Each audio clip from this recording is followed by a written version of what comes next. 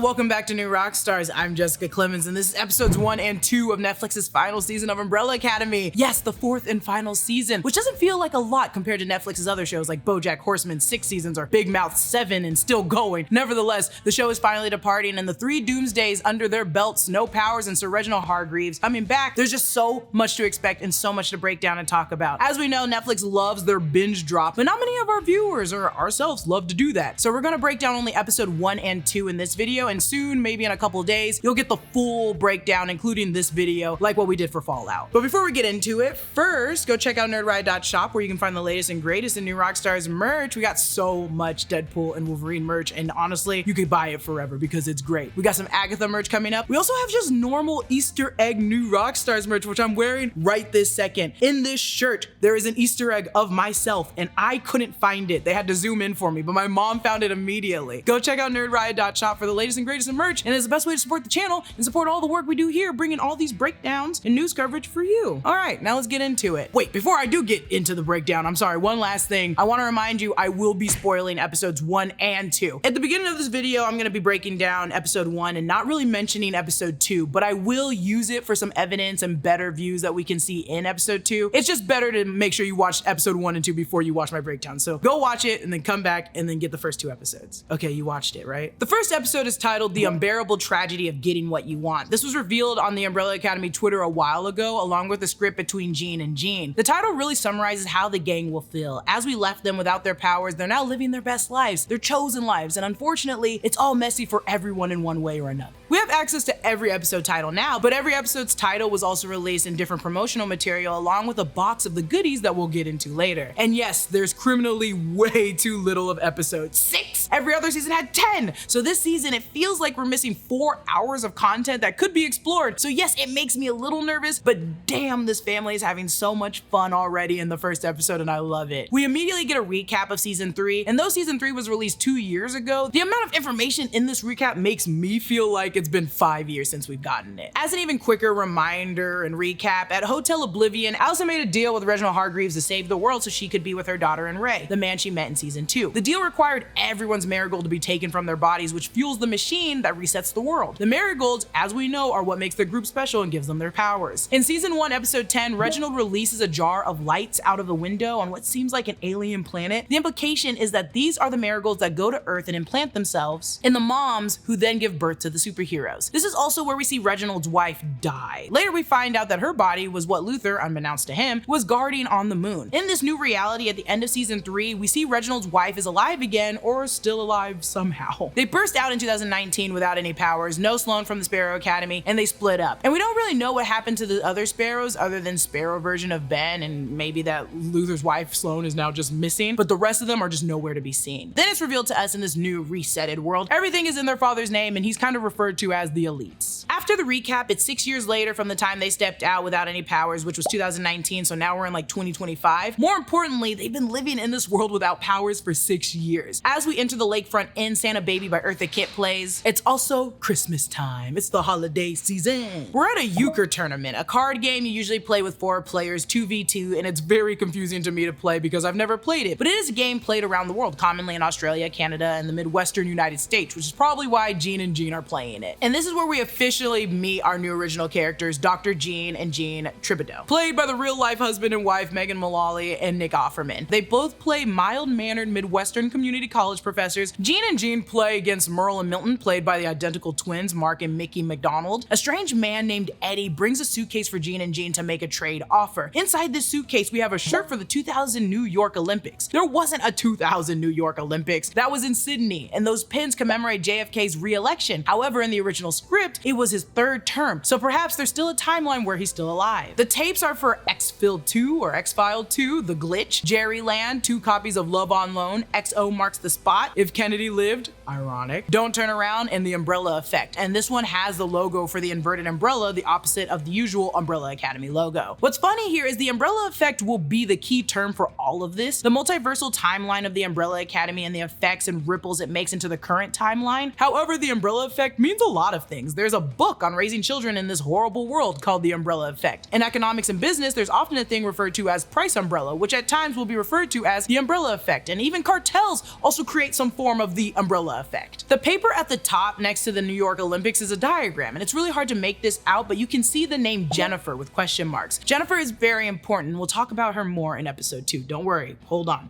to your diapers, babies. It's revealed he has one copy of Love on Loan, 2, both starring Tom Holland, but one starring Laura Hochstad, who was the first assistant art director for the show. And I love it when art directors and the art team get to mess with the props like this. It's so much fun. The other Love on Loan is starring our very own Allison Hargreaves. All of these items have fallen into people's hands, like Eddie's or the jeans, and it's interesting how they can reset the universe or their timeline, yet pieces of the past timeline make their way through. How is that even possible? How does that work? Other than the fact that Allison prematurely hit the reset button that caused this reset, I believe it's because they're constantly in the same timeline, just creating a million butterfly effects. Imagine having a jar with one marble, and every time the Umbrella Academy does anything wrong, they create a new branch, thus adding another marble. Eventually, the jar will fill up and explode. However, they could just reset the timeline and be fine, right? Well, no, wrong, because there are a ton of other timelines. There's a ton of other marbles, and as seen on the subway maps in the teaser trailer, they are now branching all over the place, all failing to fall back into one, as we call it in the Marvel Universe, one sacred timeline. So these pieces of the past are popping up and falling through cracks of the multiversal timeline, then immediately recovered by someone like Eddie and now sold like black market curiosities. Eddie then tries to rip them off, offering $10,000 for the pair, and for a moment you think these two are gonna be sweet and disappointed. However, Jean then pulls out a pistol and shoots Eddie directly in the face. The splatter of the blood on the windshield runs upwards while the Umbrella Academy symbol points downwards. The Christmasified Umbrella Academy symbol reminds us again it's Christmas time, but the blood is anti-Christmas in my opinion. I also like the peppermint candy and the endless spiral symbols, cause baby, this series of unfortunate events for the Umbrella Academy is a continuous endless spiral, always returning to damnation. The song now playing is Facing You by Ernie Rawwell, a sad country song about knowing when to go home, but being afraid to see the person, in this case for Victor, the people you miss most. As we see throughout this first episode, Victor hasn't really called and kept the furthest away from his family after the reset. He's living in Nova Scotia, Canada, which I don't think is a coincidence, but is also where Elliot Page is from. The bar has a sign outside that just says Vic's, so Victor seems to be doing great apart from his family. He now owns a bar, but then we also see him get dumped, so it's not so great. He's kind of a player of this timeline, and I kind of like it. This is also where we learn on the phone with Luther that Diego and Lila have a baby named Grace. We knew Lila was pregnant, but seeing as everyone came out of the reset super healed except for Allison, it made me worried that she maybe had lost the baby, but she hasn't. They also had an additional pair of twins in the 6-year gap, so they have a little big family. Grace is the baby's name and is named after the robot mom helper who served as housewife and nanny for the Umbrella Academy children. Diego, with his mommy issues, was really close to Grace. It's clear that they might have separated as a family, but Luther as number one is still trying to keep everyone together. After the phone call, we see the ways in which they're all average now and how they're faring without their powers. The Bloodhound Gang's The Bad Touch starts playing, a very kinky song choice as Luther dons on his spacesuit. We're to believe our space ape is going back to collect samples for his dad when he's really just a stripper, and baby, like the MC said, he absolutely puts the ass in astronaut. There's also maybe like 5 people here, one that's very enthusiastic and also one that's reading. If you look in the background, you can see the upside down Umbrella Academy symbol that will be our intro into episode 2. We've seen Luther dancing before in previous seasons, and he is a big clumsy oaf still, which might explain why more ladies aren't turning out for him. There's also like a freaking breakfast buffet here? That can't be sanitary. What kind of weird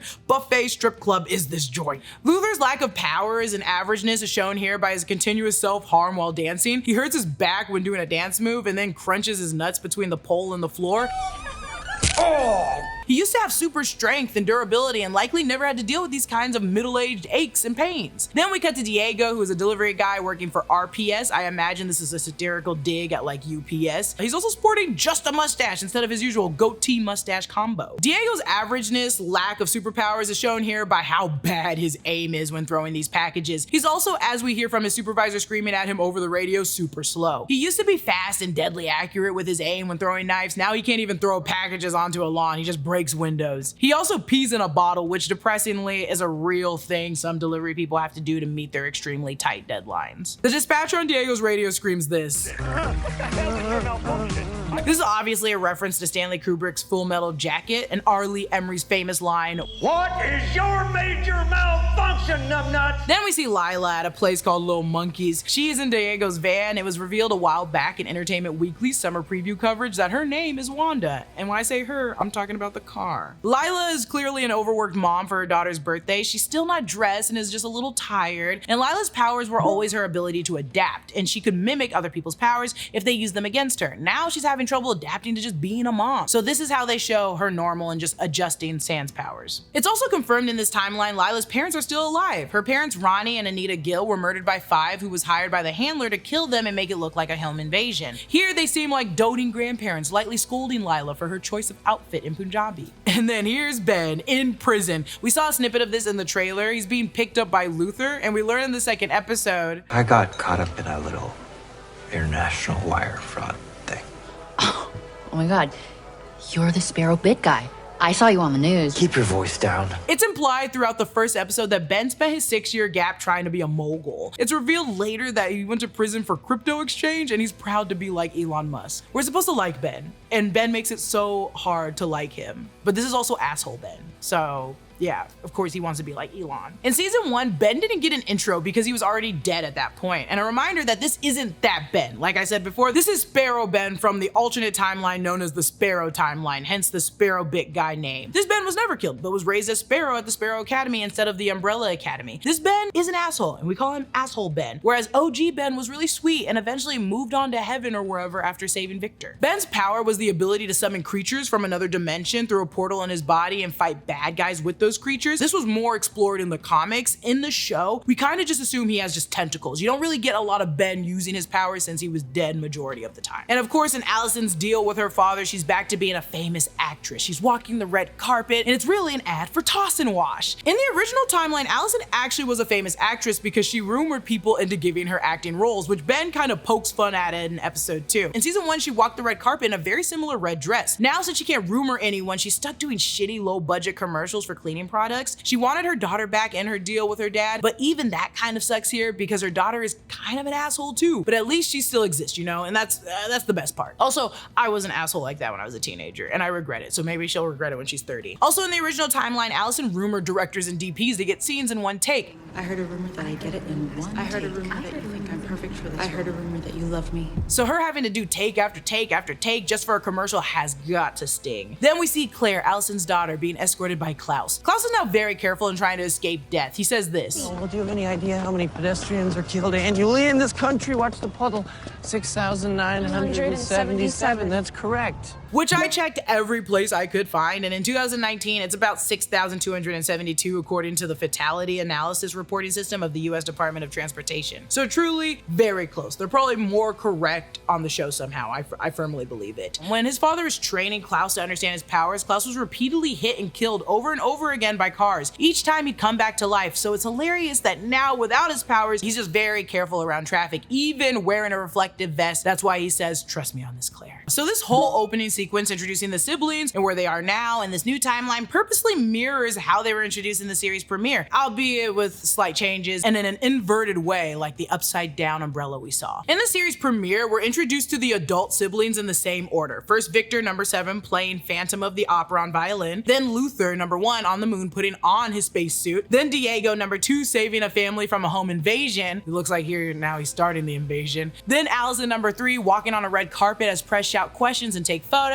Then Klaus, number 4, being released from rehab, then buying drugs, OD'd, and being defibrillated and brought back. That sequence ended as each of them found out their father died. The stakes were much higher back then. Now they're just average Joes. Then we're taken to the Keepers meeting. Deadline reported a while back the Keepers are a mysterious association that holds clandestine meetings, believing the reality that they're living in is a lie and a great reckoning is coming. Then Gus says this. I can say that Sir Reginald Hargreaves is actually an alien who is secretly grooming a cabal of teenage super soldiers, and all you guys actually know what I'm talking about. And I may be wrong, but I highly doubt it because I really, really love this show and I've been watching it at midnight every time it premieres. But what Gus said is true, and in my rewatching of this show recently, it has never really truly solidified or revealed that Sir Reginald Hargreaves is an alien like he was in the comics. As I mentioned earlier, we know that there was a dying planet where he released the marigolds. However, we never really answered why he's doing this or what his agenda was as an alien. Though this season, they kind of answer it. More so, they answer the reason behind the creation of the the marigolds. Gus mentions a cleanse is coming, which will be important later and we'll get into it, I promise. Then it's revealed that Five is sitting in on this meeting. His disguise, in my opinion, is very bad, but they think he's a grown man also suffering from a broken timeline. He's going as Jerome. Five is the only sibling with no real name, and in the comics, he's always Five, or sometimes the boy. That's because he time jumped and got stuck before Grace gave all the siblings their non-numerical names, so he never really got one. And it's sad because this group is actually helpful for him, but on the outside, it looks like a freak show conspiracy group.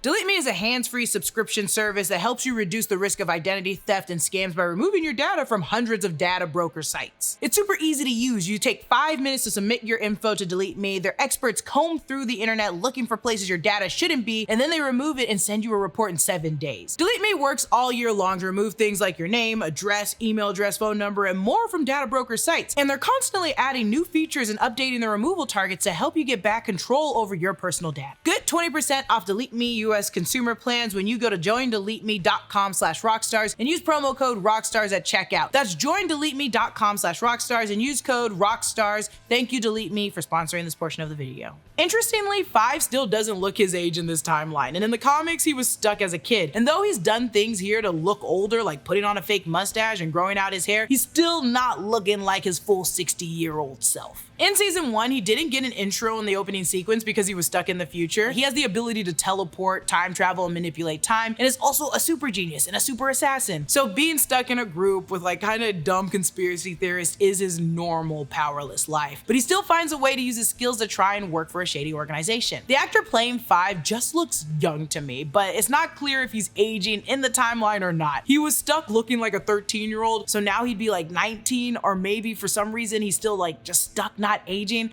At the end of the day, I just blame the actor for not aging a bit since the first season, and Stranger Things should have really nabbed this guy instead. These people remember the past timelines. They have small visions or dreams of their past lives, and they know they are real, which is peculiar and probably due to the reset and the endless branches. Then we're at the CIA, and yet another reveal by Five, he's working for them. He breaks down the Keepers work like a strong cult group that's growing across the world, and I hate to mention it, but even in this timeline, he still wears a suit, but he got rid of the little suits with the shorts that I loved. Martin Roach plays his boss of the CIA, who persuades Five to focus on his other cases, such as Ladybug, Panama, and Chicken Wing, regardless of how big the cult has been growing. He commends Five on his great dedication to cases and suggests that one day he might be running the place. And in season 3, it's revealed that Five created the commission and came up with all its rules and regulations. Thus, he ran an organization that was a billion times larger and more complex than the CIA, and to him, this is child's play, so I don't think he even wants it. Luther's playing a great brother to Ben, who just got out of Avalon minimum security prison. Ben used to be one of the most dangerous people on the planet, and now he's in a minimum security prison. Luther mentions being in there for 4 years, however, minus 6 months for good behavior. That means Ben, after the reset, spent 2 years and 6 months doing shady schemes just to go to prison. Our boy was only free for 2.5 years without powers and immediately went down a road of crime. Maybe that would be me. Allison finds Klaus downstairs, and it looks like he's been living with Allison after the reset. Klaus has always been kinda needy, respectfully, seeing as he had Ben's ghost with him most of the time, then a Cole and a partner in the second season. He's very codependent, which isn't bad. It's not a bad thing. I just never really noticed it with Allison. Maybe this is a new development since Allison has no one but Claire, and seeing as Ray is just like nowhere to be seen after the reset. We just haven't seen him at all in the first or second episode. Klaus's tattoos are gone. He's now drawing stop on his hands and marker. He normally had hello and goodbye, seeing as he's the living embodiment of a Ouija board. However, after the reset in season 3, they were gone. They're not connected to his powers, but he got them due to his powers. So if the powers are not there and never existed, tattoos are gone. Klaus also calls Claire Claire Bear, which is what Allison used to call her in season 1. Everybody loves Claire Bear. Allison's working towards getting on a show called Wichita PD. It's a play on the procedural shows like Chicago PD. Also, Allison never used to have to prepare to get roles because she could just rumor the casting directors. Luther forces Ben to go to Grace's birthday party, and Lila brings the piñata that we saw in promotional material on October 1st to commemorate their birthdays. It's like a little deep Easter egg since it's now used to celebrate Grace's birthday. Luther then mentions that Diego should be happy to have his life he's living because he misses Sloan, and Sloan would have loved all of this. Then we meet Cy Grossman, played by David Cross, another new character. He's an upstanding but shy business owner and family man. Cy is desperate to reconnect with his estranged and unnamed daughter, according to Netflix Geeked. He will stop at nothing to get her back. Victor says if my dad has something to say, he can come find me. So it's sort of implied that Reginald may maybe has been trying to get a hold of them somehow. Then we're back at Grace's party, and Gina just wants you to know, what is this nonsense? This is not how you use a piñata. They're supposed to be blindfolded and only get one crack at it. And I love that Grace has this crazy expression on her face when she's whacking that thing. She's just as vicious as her crazy mom. In the most ridiculous sequence, Luther immediately jumps in to break the piñata because he's hungry, and in doing so, he knocks over Grace's cake. However, Gina did mention this is actually brilliant. This whole episode is about how they don't have powers and are normal now, and it parallels with their lives when they did have powers, but in the most boring way. So right about now in a normal episode, when they still had their powers, they would fight in the scene with awesome choreography ending in some accidental world-ending disaster. So instead of that, here we get the boring equivalent of each. This fight scene actually equals Luther kicking the shit out of a piñata. Accidental world-ending disaster actually equals destroyed cake. I love this. I also love how out of breath Luther is at the end of this fight. Now with the real keepers, Five finds Lila there, both undercover. However, Lila's doing this to get out of the house. Lila's talking to someone and she says this. You know what it's like with Hillary, though? She needs to know every single... And Lila's name tag says Nancy, so these are probably nods to the first ladies Hillary Clinton and Nancy Reagan. And then we see Jean and Jean. The presentation covers the umbrella effect, which we saw amongst the many VHS tapes and books at the beginning. If you look extremely closely at the binding of the book, you can see it's by Dr. Jean and Jean Thibodeau. They didn't even care that their own artifact was in that suitcase. It seems like they've been working on this theory for a while now. According to the presentation, it's a practical study of contemporary postmodern malaise and timeline purification, and they really just want to get back to a restored and correct timeline. The first artifact they show is this poster, which to my knowledge isn't a cover for any of the comics, but art made for the show that you can buy online as like posters. It's a vintage style retelling of the day they fought the bank robbers. The second grouping of artifacts is the Umbrella Academy action figurines. We saw these figurines in season 1. Leonard had collected all of them and even stole one from Reginald's collection when he was at the mansion. We do see Ben's figurine later in the box of marigolds using his powers. The third piece of evidence is a dapper dandy holding an umbrella. This is actually a shot from season 2 when the kids were convinced Reginald was going to assassinate Kennedy. The shot is from the Frankel footage. Hazel then gave the footage to Five. The fourth piece of evidence is Destiny's Children, named after Destiny's Child. This was Klaus's cult created in the 60s back in season 2. He would quote Destiny's Child lyrics to his cult followers and pretend that he made them up. The next grouping of evidence are portraits. The photo on the right is taken right after they saved the bank hostages in season 1. The photo on the left is their portrait in the mansion that we saw in season 1, episode 1. All of these artifacts lead them to the elites of this time, which is Hargraves and his wife. And this, I think, is his alien wife in the photo, whom we saw in season 1, the woman whose body Luther was guarding on the moon. She was dead in that timeline, but we see her with Reginald at the very end of season 3 alive again. They refer to them as the ruling class because in this reset, not only do they own everything, but they are constantly linked to these artifacts. They go on to show more artifacts as proof, showing the little baby strollers they arrived in, both the Umbrella Academy and the Sparrow Academy, the handler's suitcase, which helped them jump times, Victor's autobiography, which honestly, this is an old one. This was featured in season 1. This was where it kind of all started for Victor. It's about growing up as the ostracized member of the Umbrella Academy, which of course we later learned was because he was extremely dangerous and volatile. The white sticker may also indicate that this is a library book, which is just funny to me. And then their newest purchase, which is the Love on Loan 2 tape, which we saw earlier. Then they want to commence a cleanse. Interestingly, in the captions, cleanse is capitalized like it's the name of an event, and it is. Now at the diner, they talk and believe that their dad's reset didn't actually take, and this scene is also weirdly heavy in sexual tension, regardless of him being her husband's brother. You know what I'm saying? Like, felt like something was going on here. I don't know if I liked it. Umbrella Academy is known for their weird taste in relationships. Okay.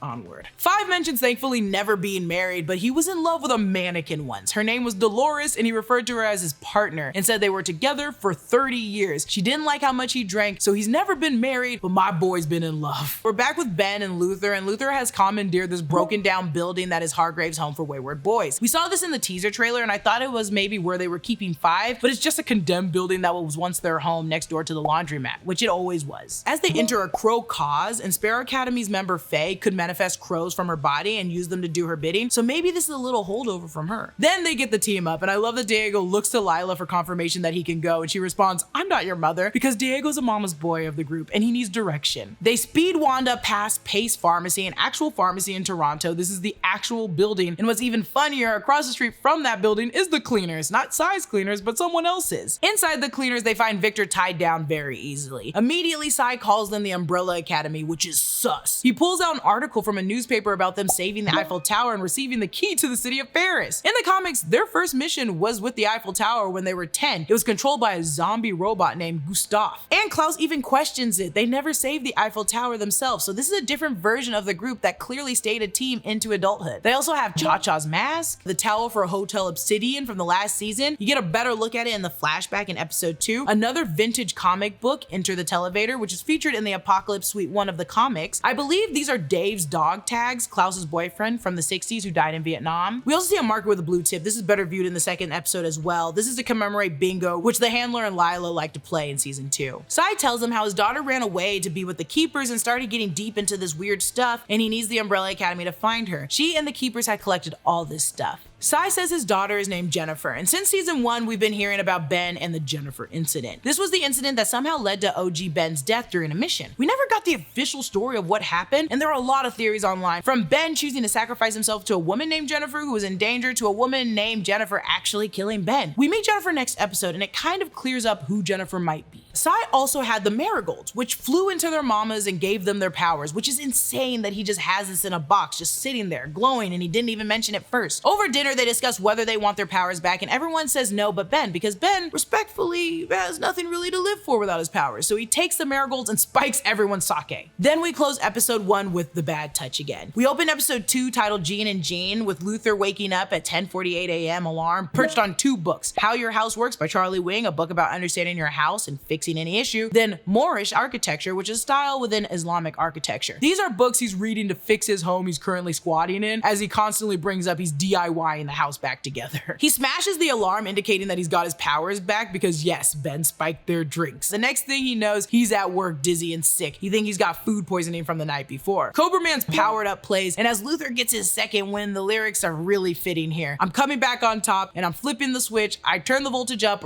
raise the hair on your neck, I'm powered up. We saw Luther do some of these dance moves during the I Think We're Alone Now dance sequence in the series pilot. And then we see women cheering and applauding these stupid moves. He rips off his clothes, exposing his ape body, to which they're immediately frightened because that's an ape body and it's in a thong. We switch over to Diego. As you can see, we're getting their opening montage and sequence from the last episode. However, they're not normies anymore. And now, unlike the last episode, Diego hits his target with the packages with insane accuracy. 5 is looking into Cy Grossman, to which his assistant says he's a normal guy. Then all of a sudden, he blinks somewhere else. And I mentioned this before in the teaser breakdown, his blinks are now purple, and I believe before they were blue. This new location is the subway station that we also saw in the teaser trailer. Then he suddenly blinks back to his office, and he's not in control of when he can do it now. This episode's Umbrella Academy logo is the neon sign at the strip club, and once again, the umbrella is upside down to reflect the upside down timeline they're in. Back at the broken down house, Luther's wearing one of his stripper robes. It says Space Boy. Space Boy was the character's alias in the comics. Everyone's arguing and pissed off because they got their powers back, but with a little bit of an upgrade, as you can see, because Lila can now shoot lasers out her eyes. Throughout this episode, we'll see the rest of the team exploring and finding their new upgrades, like Victor, as we see immediately conjures up a cyclone of orange hue around them. Normally their powers were light blue or whitish tones. Now it's orange, and in the trailer we saw them using fire. This cyclone and the powers is very reminiscent of Harlan's back in season 3. Harlan was Sissy's son, and Sissy was Victor's true love, and Victor loved Harlan, and Harlan loved Victor. In season 3, Harlan assists Victor in learning his energy manipulation, which leads to Harlan's powers being sucked away from him. So it seems here Victor got more of an upgrade that might have always existed in him. He just didn't know how to exude it. Ben has a tail-like tentacle that comes out later towards the end of the episode, and what's important here is Ben's tentacles are now on his back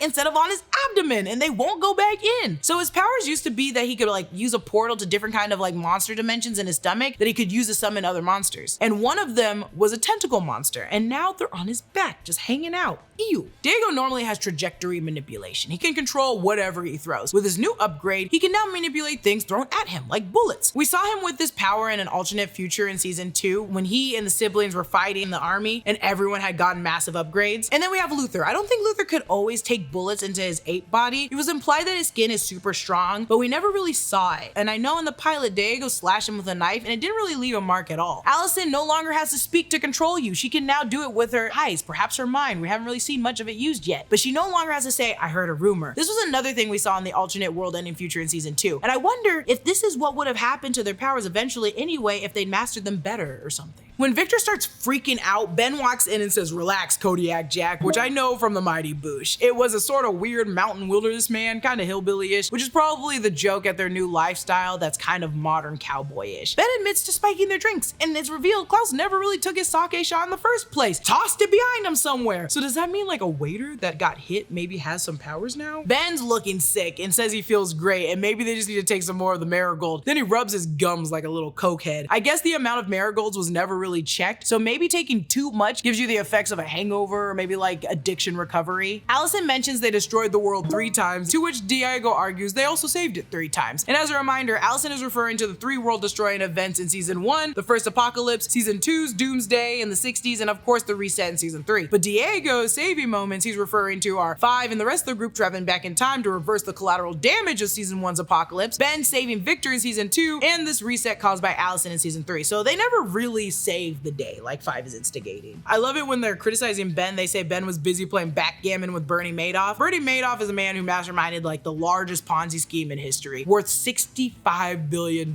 He was sentenced to something crazy like over 100 years in prison, and I wonder if this joke is that he was in prison with Ben and they were just playing backgammon. Klaus mentions this. It's a slippery slope. All right? Powers, ghosts, drugs, sex, oblivion. It's one big spicy gumbo of bad. And I'm not going back to that old Klaus. And as a reminder, Hotel Oblivion was the hotel that they got stuck in the last season, so this works on 2 levels. Also, a pseudo second reminder, Hotel Obsidian was the original hotel, and the other dimension version of the hotel was called Hotel Oblivion. It gets confusing. Luther has this heart-to-heart with Victor with all his 8 bits on display and a robe and a thong, and it's horrible to see. I don't even know if I can show you on YouTube, but it is hilarious nonetheless because I love that he's just now a big dumb idiot. They find a map with New Grumson, Maine circled as size dry cleaners now that he's gone. They have never heard of it and neither have I, and according to Maine's map, it's somewhere between Osborne and this little town maybe called DeBlois, a very, very small town when I looked it up. Everyone is still sick as shit while Diego clutches his stomach and Luther holds his butt like he's gonna poop his pants. The children get ahead of themselves on their first mission back, and Lila now has to wear sunglasses like Cyclops because she can't figure out how to control her lasers. Like I mentioned in the teaser trailer breakdown, this scene reminds me of the season 2 episode 10 when they all have to squeeze into Victor's car, because Klaus always has to be near Allison in car rides for some reason, and Five's gotta be in the front and Luther in the far back. Unfortunately, on their long road trip, they have to listen to Baby Shark because Lila and Diego have babies and the tape is stuck on repeat. My own little hell. If you're like me and never had to listen to the entire song all the way through and thought the Runaway and Let's Go Hunt lyrics were added satire for the show, it's not. In the song, the sharks get chased by a killer whale and it works with what's happening right now on the show, so it kind of works in tandem. I just didn't know that's how the song went. I love that Klaus is kind of into it and bopping his head. He's going with the flow as the only one not currently having to barf or crap their pants. For the sake of you viewers and YouTube, I won't show you, but they all begin vomiting in Wanda, and Victor blows out the window stressed from the music and vomits. We finally make it to New Grumson, Maine, and the town has a population of 515, and its seal is actually very close to the Maine state seal. Both have a farmer with a scythe and a seaman, and between them are a portrait of a moose and of course a version of the North Star. Where Maine's reads Dorigo, meaning I lead in Latin, New Grumson says Latin's manifesto. When I translated that from Latin to English, it translated to hidden in plain sight. How sneaky, Hargreaves. Victor tells Ben we're not at the A-team, but the A-team also rode around in a van solving crimes and kicking ass, so you guys kind of are the A-team. Klaus calls Ben Benarino, which he used to call him when Ben was a ghost, and I think these both scenes are just really sweet with Ben. Klaus makes fun of Diego's outfit fitting like a glove, saying that it's more like OJ's glove because, as we all know, that glove just didn't fit. We get to the small town that's celebrating the holiday festival. The shot that we first get with Ben entering, outlined by the colorful decorations, it looks like him when he's using his powers. And is this deliberate? Probably, because they want us to see how out of place he is, not only in this town, but also as Sparrow Academy Ben. However, the town itself doesn't know the damage that he could lay onto them at any moment. Outside of Rosie's diner, Ben sees the Vortex bus stop, which could be a metaphor for no matter where Ben goes, everything in his life will be a whirling, out of control, chaotic mess. This bus, even if it did run, wouldn't take him away from his new family and the disasters that always follows them. I know it's like a deep pull and kind of crazy, but this is also the second episode in which we see a carousel. There's also the spirals on the umbrella sigil in the first episode, and a lot of the branch timelines in the subway that we see later. I feel like they want to remind us how time is a never-ending loop, and these unfortunate events, no matter how long wrong will always happen to them no matter how many resets they may do. Then Ben meets Rosie, who is very important, and we'll get into it in a little bit. Allison and Victor have a little one-on-one discussion, which usually never actually goes well. And Victor admits that they're not friends, they're just both living and gonna have to move forward, and it's kind of sad. They walk by Romero Locksmith and Dottie's Antiques, and Leo Romero was also the cover artist for the first issue of the Umbrella Academy comic, so maybe that's a shout out to them. As for Dot, there was a Dot who worked as the commission when 5 was there, but we haven't really seen her in season 1 or 2. Victor also mentions Allison's got Claire and Ray now, and Ray was Allison's husband in the 1960s, and he was also present at the end of season 3 after the events of Hotel Oblivion, but again, we have not seen him since. Allison makes a face when they mention Ray, and I think he's out of the picture, which must suck since Allison literally did everything to get her family back. Kels is playing with tarot cards, which is like a faint link to his powers. The first card he pulls is the Lovers, the Tower, then Death, and I think this all plays out in this episode. Lovers is more than lust and attraction, it also represents a deep connection, which could be his connection with Claire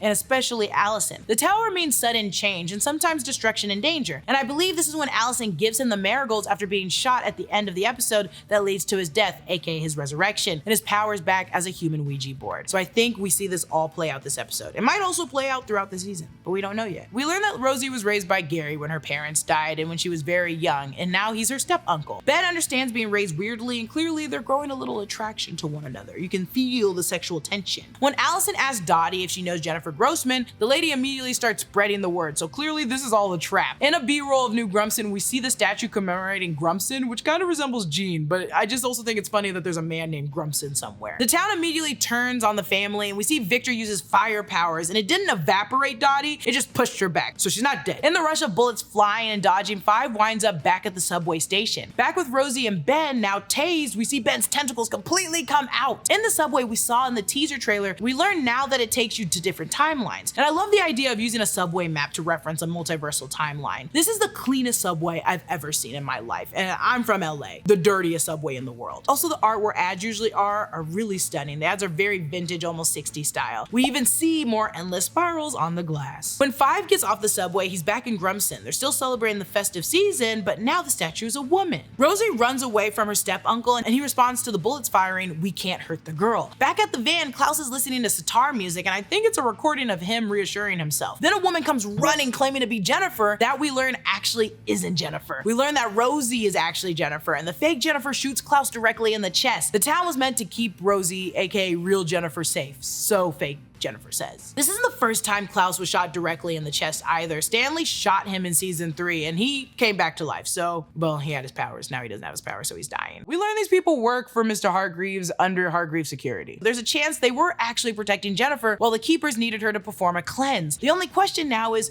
who is she? Luckily, the rest of the team came in at the best time and saved Allison, 5, Luther, and Victor, and they pour the marigolds down Klaus's bullet hole to revive him. And it works, thankfully. Then they're immediately hit by Gene and Jean, who take Jennifer away. We learn Cy Grossman is not actually Jennifer's dad, but we do see in Jennifer's hands it light up and smack right into Ben's, so she's something. It's similar to Victor's newfound powers, and Victor is seated right beside her, so maybe it's connected there. In the teaser trailer, we see what I think is her hand grabbing onto another, so this might be our heroes save the cheerleader, save the world kind of thing, but we still don't know how in the reset she became the end-all be-all. I wouldn't want her powers to be similar to Lila's, where she can just mimic anyone close in proximity to her, but I'm interested in whether she's another Victor, or maybe a Victor of this timeline post-reset. We know there's a Jennifer incident. It's even featured slightly in the comics. And in season 3, episode 7, when Victor hides in Ben's room, there are a ton of drawings on the wall and the name Jennifer under them. So both Ben's knew Jennifer from both the Umbrella Academy and the Sparrow Academy timelines, or at least are affected by her. There's still not much to who Jennifer is and how she's linked to Ben's death, but there's a major element Hargreaves is keeping a secret. Maybe another child like Lila, who wasn't under the Umbrella Academy, but did some crime that led her to Ben's death.